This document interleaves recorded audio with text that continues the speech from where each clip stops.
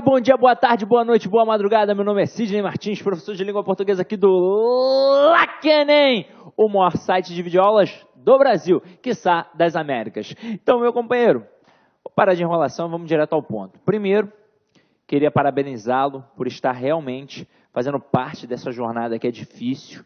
Às vezes, as pessoas não dão o devido valor para esse processo que é super importante, afinal de contas, não sei se o primeiro estágio, mas é um estágio muito importante da nossa vida, que é a decisão da nossa profissão. Se eu vou ser um advogado, um engenheiro, um médico, um professor, ou se eu vou ser um contador, se eu vou ser um administrador, e aí? O que serei? Um analista de sistemas? Então chegou um momento, você provavelmente já está com foco. Se você ainda não tem um foco, o ideal é que você tente fazer um teste vocacional. Agora, se você está em dúvida entre várias matérias e uma exige um grau maior da nota e o outro um grau menor, chegou um momento, você vai poder testar tudo isso aqui no LAC, afinal de contas, aqui você tem a oportunidade de fazer os simulados. E com esses simulados você vai ter a noção da pontuação. Então você vai saber, opa, eu tenho tantos pontos, é possível que eu passe para a engenharia. Ah, isso daqui só dá para passar para a contabilidade. Não sei. Então você vai trabalhar em cima de um padrão, vai ter um foco para poder trabalhar. Hoje a gente já vai dar continuidade naquele primeiro aspecto da estrutura da dissertação, em que nós trabalhamos a introdução e agora a gente vai entrar na argumentação. Agora que a gente está entrando na argumentação, eu vou enfatizar um aspecto. Se liga só. Quando você se prepara para uma coisa que você vai produzir, o ideal é que você sempre leia aquilo. Opa, como assim, Sidney? Não tem como ficar lendo a redação dos outros. Se liga só. Quando você vai produzir uma redação num concurso, seja o Enem ou qualquer outro concurso, até mesmo no próprio vestibular em que vão te cobrar em outros locais, você sempre vai fazer uma dissertação argumentativa. É comum. É óbvio que quando o camarada fala de redação, ele pode cobrar narração, descrição e dissertação. Mas tendo em vista todo o processo que tem acontecido, você já está ligado que é uma dissertação. Então, você tem de ler editorial dos jornais.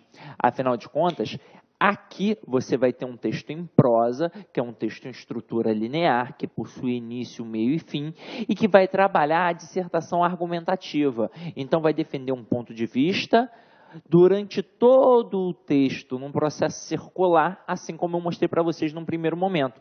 E por que isso daqui é importante? Tendo em vista que você está prestando um concurso, que é o Enem, que mistura as disciplinas. Então, meu companheiro, provavelmente, ao fazer a lida deste processo aqui, você não está se preparando só para a redação. Você está se preparando para ampliar o teu conhecimento, porque o editorial é o espaço do jornal, da instituição, que reserva ali aquele espacinho para poder expor o ponto de vista acerca dos assuntos vigentes da sociedade. Então, ali no jornal, você vai ver o posicionamento do jornal. E eu quero que isso fique bem claro. Às vezes, você vai ler um artigo. O artigo não é um ponto de vista do jornal. O artigo é o ponto de vista do articulista. Tanto é que, muitas das vezes, o camarada deixa as marcas de sua pessoalidade ali. Ele fala em primeira pessoa, ele dá a opinião dele. Aqui, ó, você tem um ponto de vista distanciado, porque não é o ponto de vista de quem está escrevendo o texto, não é o ponto de vista de um articulista, é o ponto de vista da instituição. E quais são os assuntos trabalhados? Diversos, todos os que são vigentes, provavelmente todos de cunho social, exatamente como o Enem cobra. Então vai trabalhar ali política, vai trabalhar ali corrupção, vai trabalhar violência, vai trabalhar religião, economia, infraestrutura e por aí vai. Ou seja, o trabalho que eu me propus a fazer de tentar ampliar o conhecimento de mundo de vocês, trabalhando em cima de textos, para a gente poder analisar, muitos destes textos serão o quê? Editoriais.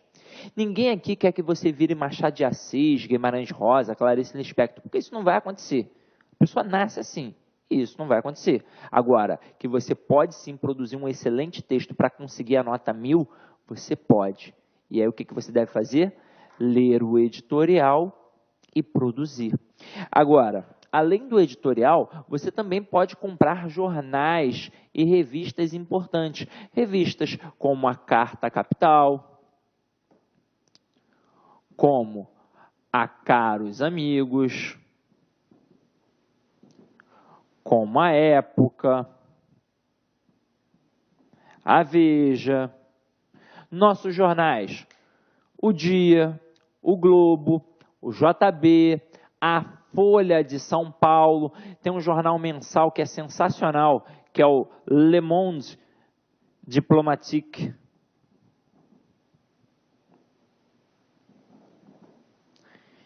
E aí, tendo isso tudo massificado em sua mente, você vai fazer uma boa prova de história, uma boa prova de geografia, uma boa prova de língua portuguesa, sem contar que provavelmente o tema da tua redação estará inserido ali dentro daqueles editoriais, daquelas revistas, durante o ano. Eu tenho certeza absoluta que é assim que sempre funciona. E se você fizer um apanhado aí, se você fizer uma pesquisa, você vai perceber que eu não estou falando besteira, que realmente é assim. Tranquilo? Então, ó, começa a se preparar com isso. E por que eu estou falando isso? Porque a gente agora vai começar a trabalhar a argumentação. E aí eu mostrei para vocês que a introdução é o nosso cartão de visita. É ali que você vai mostrar que veio. Mas é no desenvolvimento que você vai mostrar o teu conhecimento. E você tem que correr atrás desse conhecimento. Não adianta, eu não vou conseguir enfiar na tua cabeça dentro aí, se você não fizer por onde. Tranquilo? Então agora a gente vai começar a brincar aqui com a argumentação. Então vamos lá, ó. Deixa eu apagar aqui essa poluição visual.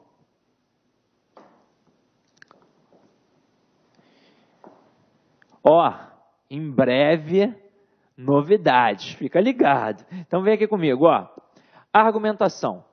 Os parágrafos de argumentação têm, por fim, apresentar justificativas que respaldem a tese do texto. Então, a tese é o meu tópico frasal. É a frase mais importante. É a frase mais importante. E você tem de apresentar argumentos para sustentar quem? A tese. Um erro frequente dos candidatos é escrever parágrafos sem desenvolvimento, em textos argumentativos sem argumentos. Como assim? Na verdade, o camarada, ele produz um texto e ele não argumenta nada. Ele simplesmente expõe. É comum. Então, você tem de entender que você precisa argumentar. Afinal de contas, é um texto argumentativo. O texto expositivo, ele só apresenta, talvez, a situação. E o texto argumentativo, ele busca um convencimento. Tanto é que o Enem, ele cobra um posicionamento do camarada. Opa, de nada adianta apresentar os problemas se você não cria uma solução. Então, você tem que tomar cuidado para não ficar sempre em cima do muro. Você tem que ser um camarada objetivo, com foco. Olha aqui, ó, como é que vai funcionar. É nos parágrafos de argumentação que o candidato deve mostrar com mais destaque seu conhecimento sobre o assunto. É o desenvolvimento e o aprofundamento do tema. Os espelhos de correção dedicam itens especiais a esses itens. O candidato deve delimitar claramente um argumento por parágrafo. Apresentar mais de um argumento por parágrafo torna o texto raso. Tratar um mesmo argumento em mais de um parágrafo torna o texto repetitivo. Então, meu companheiro, você lembra que na introdução nós apresentamos um tópico frasal e depois nós apresentamos o argumento. E aí o que vai acontecer? Aqui é o seguinte, você pode ter 1, 2 parágrafos de desenvolvimento e pode ter 3 parágrafos de desenvolvimento. O camarada pode chegar até 4, mas o ideal é que você faça, no texto como um todo, 4 ou 5 parágrafos. O negócio é o seguinte, se você apresentar aqui, ó, X e Y como argumentos, aqui você vai ter o X e aqui vai ter o Y. Não apresentou mais do que isso, o próximo parágrafo já é o da conclusão. Agora, se você apresentou X, Y e Z, este parágrafo aqui vai ser o Z. O que isso significa? Relembrando a outra aula. No primeiro parágrafo do desenvolvimento, eu vou argumentar o primeiro argumento. Quer dizer, eu vou desenvolver este primeiro argumento. Se eu apresentei o X, vou falar sobre esse camarada e vou aprofundar o tema. Como é que eu consigo aprofundar o tema? Com conhecimento de mundo, conhecimento individual, esse que você vai buscar por conta própria, tranquilo? Agora, depois eu vou desenvolver o segundo argumento e se foi o Y, este é o argumento. E depois vou aprofundar o tema. Depois, vou desenvolver o terceiro argumento e vou aprofundar o tema. Qual é o cuidado que eu tenho de tomar? Eu tenho de tomar o cuidado de seguir essa sequência. Então, você já percebeu que eu tenho de tomar cuidado para apresentar um argumento por cada parágrafo, para que o meu texto não fique nem raso, nem repetitivo. Então, tem de ser um argumento por parágrafo. E eu tenho de seguir a sequência lógica.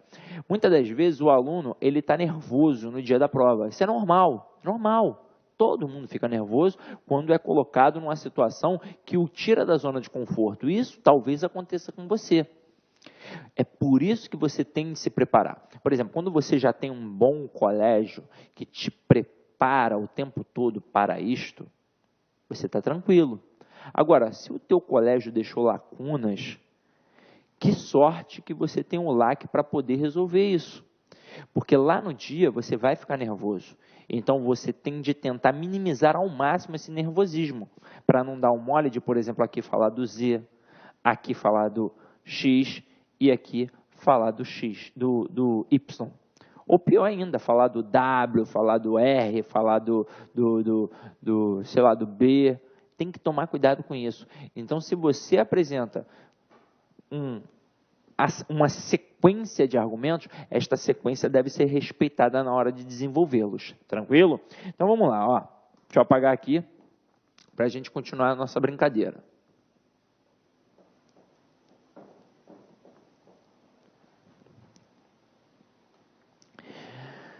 Para respaldar uma tese, diversos tipos de argumentos podem ser empregados. E aqui, ó, olha os argumentos que eu apresentei aqui para vocês.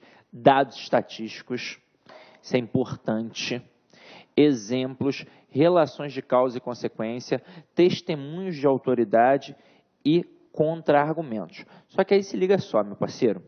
Quando a gente fala de dados estatísticos, eu sei porque durante muitos anos eu trabalhei com jovens espertos. E eles achavam que o avaliador não seria capaz de perceber. E isso tem acontecido muito no Enem. Tendo em vista o que aconteceu em 2012 e 2013, o Enem começou a ficar mais criterioso em suas correções. Então, algumas bobeiras não passam mais batida.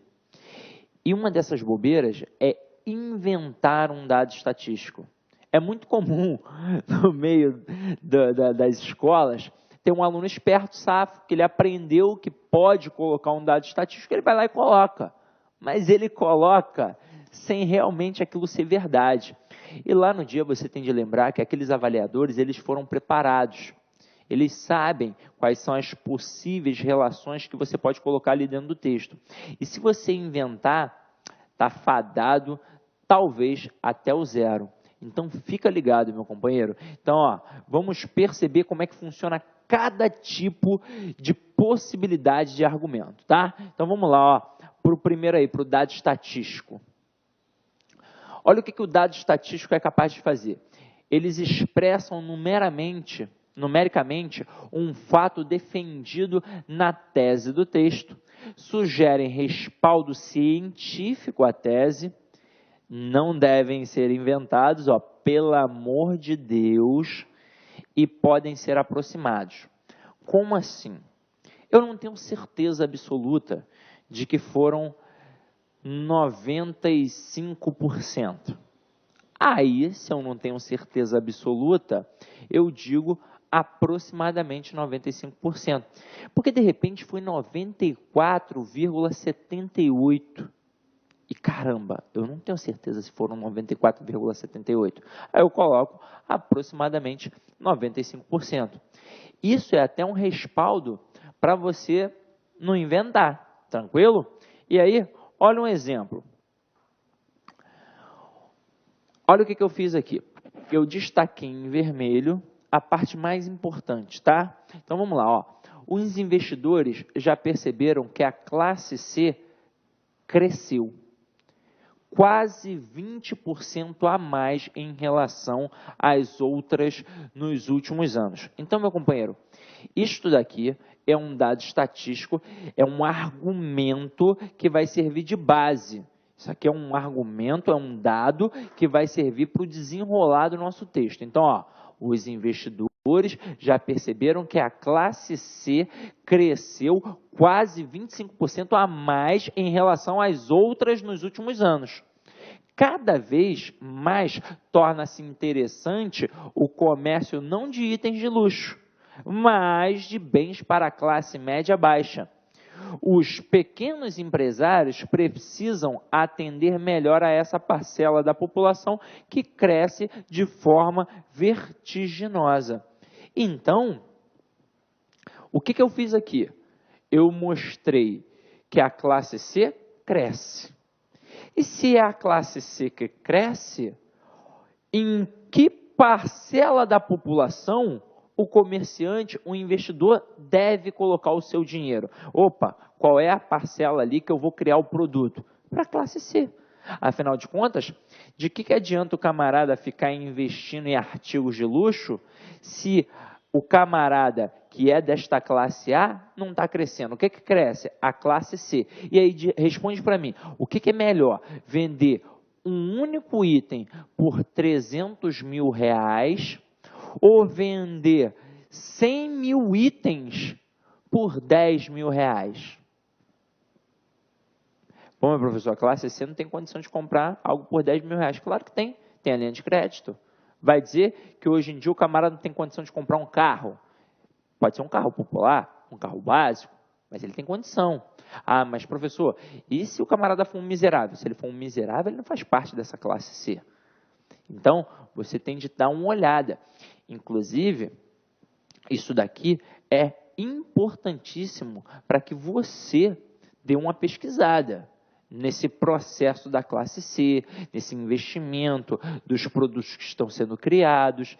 Então, olha só, um único argumento, um único dado estatístico deu margem para eu argumentar, ou seja, é melhor investir na classe C que nas outras classes, tendo em vista que ela cresceu, ó, quase 20%, ó, foi aproximadamente, não tinha certeza, pode ter sido 19, 21, então, ó, quase 20%, número fechado, bonitão, cheio, gostou? E, ó, anota tudo isso, porque isso daqui pode servir para você utilizar no teu concurso, tá? Então, vamos lá, ó. Exemplos. Então, a gente viu os dados estatísticos, agora nós vamos ver os exemplos. Justificam a tese do texto na medida em que apresentam um caso concreto a ele relacionado. Podem ser notórios ou hipotéticos, mas não reais e particulares. Como assim, ó? Notório é aquilo que todo mundo sabe.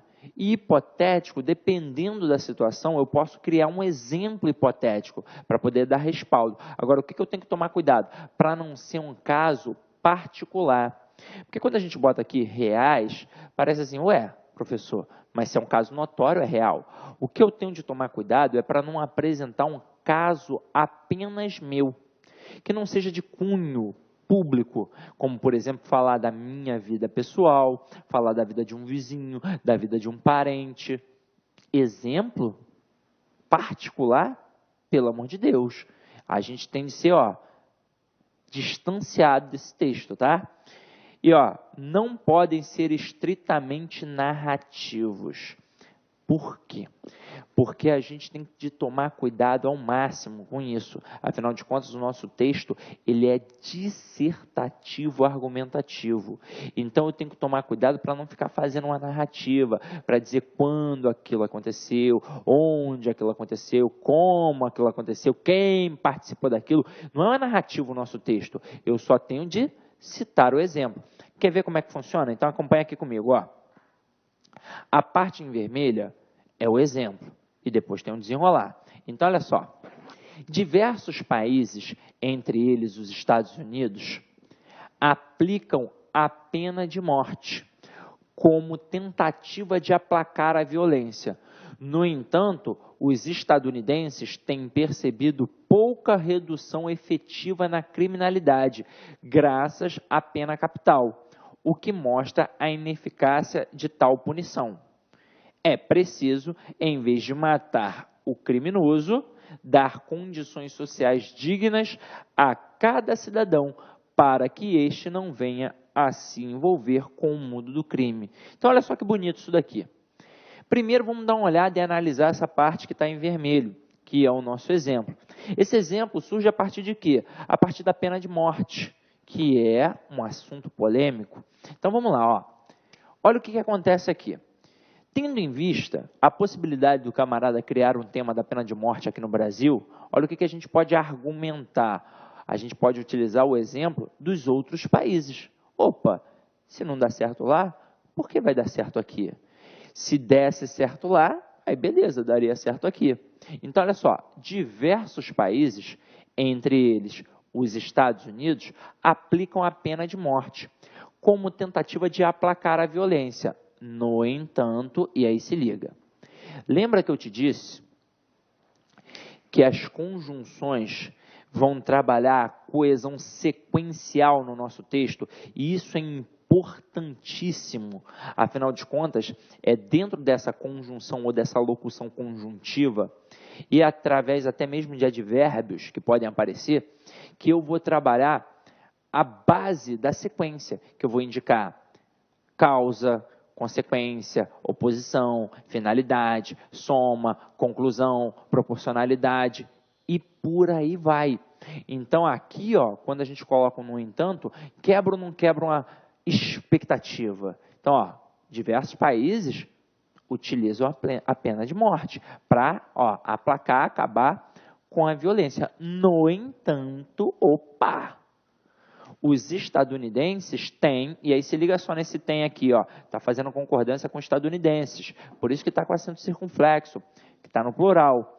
Percebido pouca redução efetiva na criminalidade graças à pena capital, o que mostra a ineficácia de tal punição. Então, olha só, se lá nos Estados Unidos eles estão percebendo, né, que o negócio não está funcionando, não está reduzindo a criminalidade, isso mostra que a pena capital, ou seja, a pena de morte, está tendo ineficácia. Então, lá não está funcionando. E aí, diante de tal exemplo, é preciso, em vez de matar o criminoso, dar condições sociais dignas a cada cidadão, para que este quem? O cidadão não venha a se envolver com o mundo do crime. Opa! Então, ao invés de matar o camarada depois que ele já é criminoso, o que eu vou fazer? Eu vou investir em políticas sociais para que ele tenha condição de viver dignamente e não precise do artifício do crime para obter dinheiro, obter uma possibilidade de ganho. Porque o negócio é o seguinte, gente, às vezes a gente lida com as situações com muito preconceito. Não é todo criminoso que é criminoso porque quer, porque gosta daquilo. Às vezes o camarada, ele vira um criminoso porque ele não tem condições. Então, às vezes o camarada, ele foi criado num meio em que aquilo fez com que ele só pudesse reproduzir a criminalidade. Pobreza gera pobreza, violência gera violência.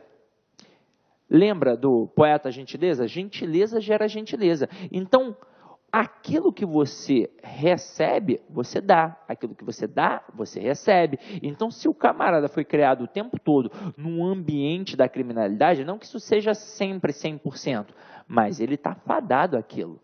Agora, se o governo, se os políticos investirem em melhorar essa infraestrutura, essa educação, essa saúde. Isso vai evitar demasiadamente a inserção desse jovem no mundo do crime. Beleza? Tranquilo. Então vamos lá. Perceberam como um exemplo é sensacional para a gente poder argumentar?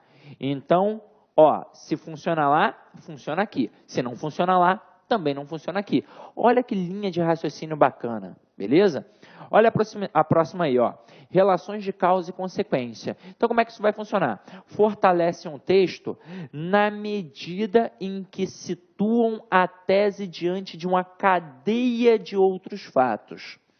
Devem ter suas relações coesivas bem explícitas, como conectivos, causais, explicativos, conclusivos e ou consecutivos.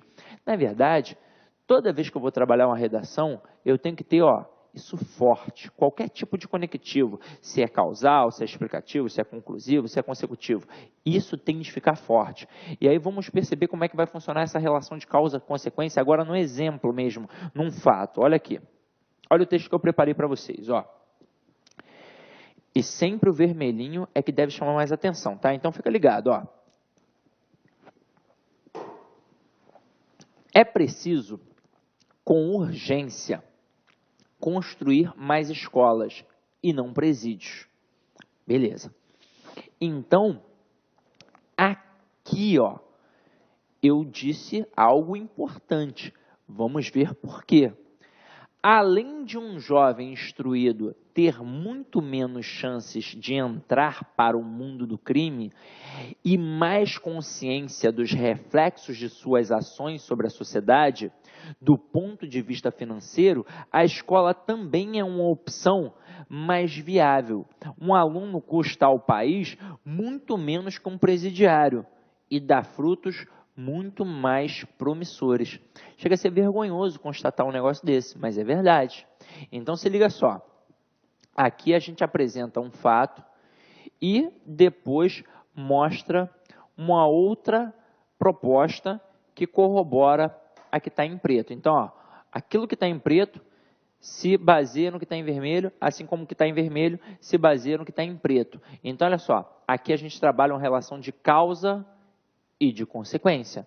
Então, olha só, é preciso com urgência construir mais escolas e não presídios. Ué, mas por quê? Além de um jovem instruído ter muito menos chances de entrar para o mundo do crime, e isso é verdade, afinal de contas ele vai ter um leque de opções, ele vai ter a condição de escolher uma profissão, ele vai ter uma oportunidade de trabalhar com um salário digno, ele também tem mais consciência dos reflexos de suas ações sobre a sociedade. Para e pensa. Nosso primeiro momento é criticar. Você provavelmente já deve ter visto algum vídeo de um marginal. Marginal no sentido de ser marginalizado, de estar à margem da sociedade. Dançando um funk, com um revólver na cintura e postando onde? No YouTube. Meu irmão, esse camarada, ele não tem a menor noção daquilo que ele está fazendo. Porque se ele tivesse essa noção, ele não estaria fazendo aquilo. Porque é óbvio que ele está botando a cara a tapa. Então, ele em algum momento vai se dar mal. Um camarada que é instruído, que estuda, ele tem noção. Opa, se eu fizer isso daqui, alguma coisa de ruim vai acarretar. O camarada, quando ele é um ignorante, mas um ignorante num sentido bem amplo, porque se ele está inserido apenas naquele contexto, ele não tem como adquirir conhecimento. Ele não tem a menor noção das suas ações e nem do que isso pode representar para a sociedade. Então ele vive, de certa forma, desculpa a expressão, mas ele vive de certa forma como se fosse um animal. Ele age por instinto, sem ter a noção de suas ações. Que aquilo vai acarretar várias situações, vários reflexos, ou seja, causas e consequências. Aí, ele coloca aqui, ó, do ponto de vista financeiro, olha só que bacana, do ponto de vista financeiro, a escola também é uma opção mais viável. Um aluno custa ao país muito menos que um presidiário e dá frutos muito mais promissores. Opa! Então, além de eu conseguir ter um camarada que vai ter uma noção e vai ter uma oportunidade, então, opa, vamos investir em escolas e não em presídios.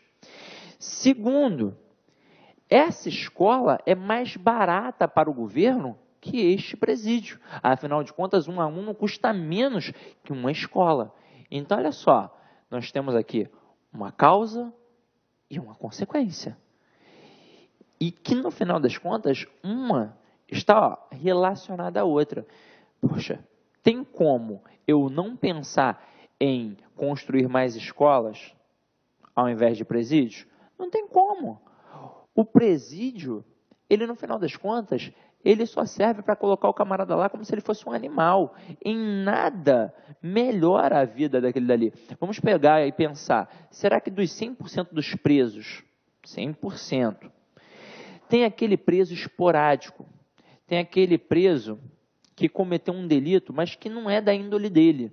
Esse camarada, talvez, utilize aquele momento dentro do presídio para melhorar de vida. Opa, fiz uma besteira.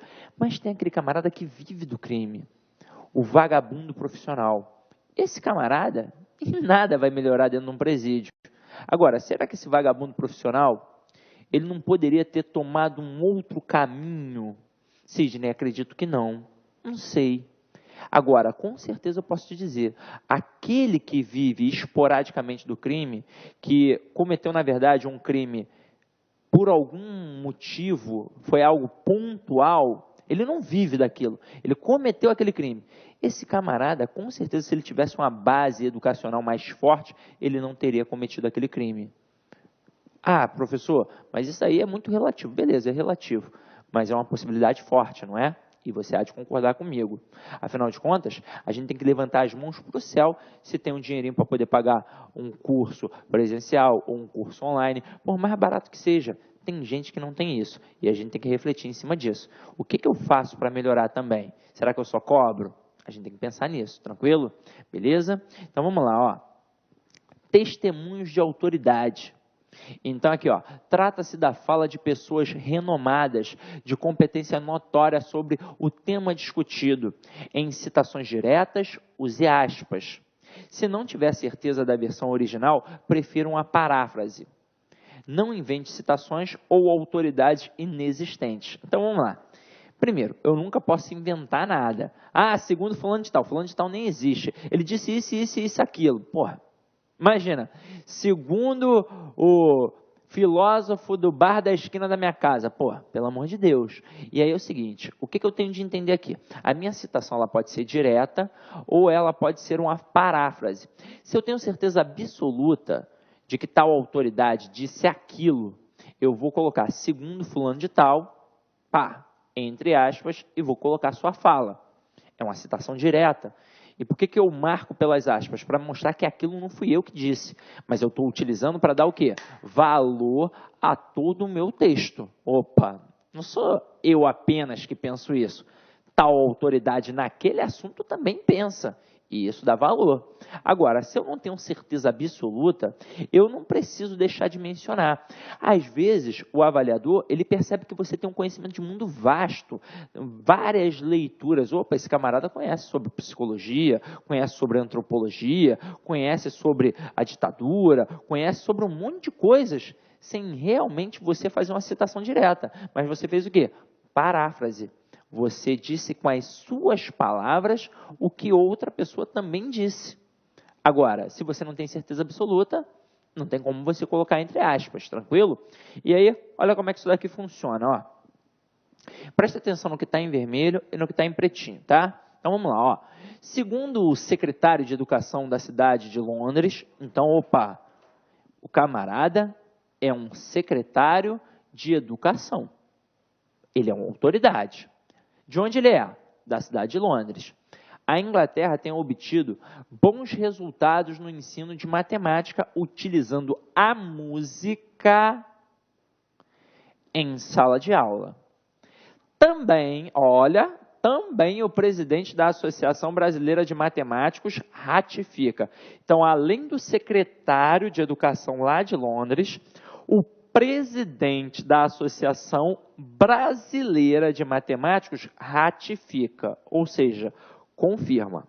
Eu tenho que tomar cuidado com essas palavras que possuem significados parecidos ou que possuem pronúncias parecidas. Os homófonos, os homógrafos. Então, eu tenho que tomar cuidado com isso, com os homônimos, tá? Então, a gente vai ter uma aulinha aqui de significação das palavras para você poder entender isso depois com mais calma. Mas, por exemplo, imagina se eu desse o mole de colocar aqui retifica.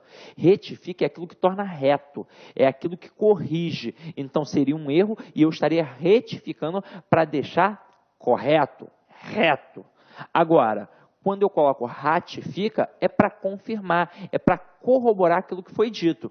Então, beleza. Diante do que o subsecretário disse, o presidente da Associação Brasileira de Matemáticos ratifica, ou seja, confirma. A música é a matemática dos ouvidos e as crianças adoram isso. Beleza. Citei aqui duas autoridades falando do quê? Da música na matemática. Percebe-se então, e aí olha só, este então tem valor o quê? Conclusiva, uma conjunção conclusiva. Diante de tal situação, eu posso concluir a possibilidade de inovar na sala de aula do ensino básico, trazendo novos acordes para a educação matemática, ou seja, tecendo em miúdos, o camarada quer trazer o ambiente lúdico para a sala de aula, lúdico para a matemática, e é por isso que ele coloca, ó, novos acordes, ou seja, vamos ensinar matemática ensinando música. Quem é músico, provavelmente muitos de vocês aí são, sabe que a matemática e a música, ó, estão interligadas. Se o camarada é um bom músico, ele tem uma boa base matemática. Se o camarada é um bom matemático, ele consegue se desenvolver ali no ambiente da música. A não ser que ele não tenha, sei lá, de repente uma coordenação motora. Mas o camarada que é muito bom em matemática, ele consegue pegar ali o piano, um teclado, um violão, ele consegue ter uma noção, beleza? Então vamos lá. Vamos agora para uma próxima perspectiva, o contra-argumento.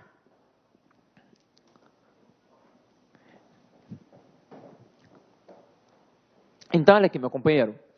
Contra-argumentar é apresentar uma ideia oposta à sua, para logo depois derrubá-la por meio de argumentos seus. A contra-argumentação antecipa possíveis questionamentos do interlocutor. Seu contra-argumento deve estar ligado à ideia alheia, combatida por um conectivo de oposição. E aí é o seguinte, por que esse conectivo é tão importante? Porque a oposição é a base da argumentação. Eu mostrei isso para vocês num outro momento. Eu posso utilizar uma adversativa ou uma concessiva, se a minha intenção é trabalhar a oposição. Vai depender de como é que eu vou tentar desenrolar aquilo dali dentro do texto. Vamos dar uma olhada para ver como é que isso daqui funciona. Então, olha só. Um contra-argumento. Muitos afirmam que a prioridade ambiental brasileira é a preservação da Amazônia. Isso é um fato. Muitas pessoas defendem a Amazônia, né? Abaixo-assinado, celebridades, atores globais, muita gente defende isso. No entanto, e aí olha esse no entanto é um elemento de oposição, um modalizador argumentativo, que vai opor.